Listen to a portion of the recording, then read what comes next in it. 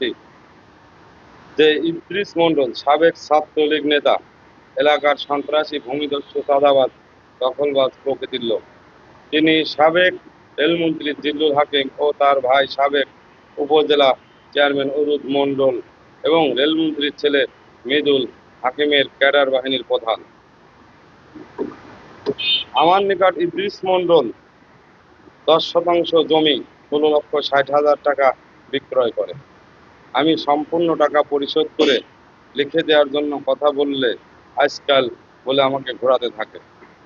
গত 16/4/2026 ইংরাজি সকাল 9 ঘটিকার সময় তার ইটভাটার অফিসে গিয়ে জমি রেজিস্ট্রি করা সহ 2018 সালে আমার ভাই নাসির খানের নিকট থেকে ভাড়া নেওয়া ভেকু বুঝিয়ে দেওয়ার অনুরোধ করি।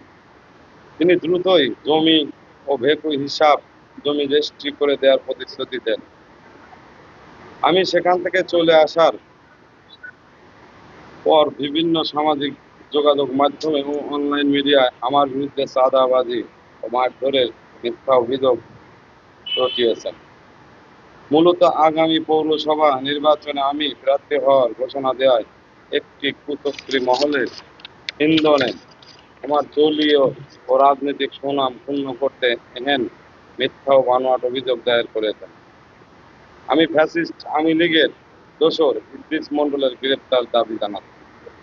প্রশাসন তাকে দ্রুত গ্রেপ্তার না করলে কঠোর কর্মসূচি ঘোষণা করা হবে।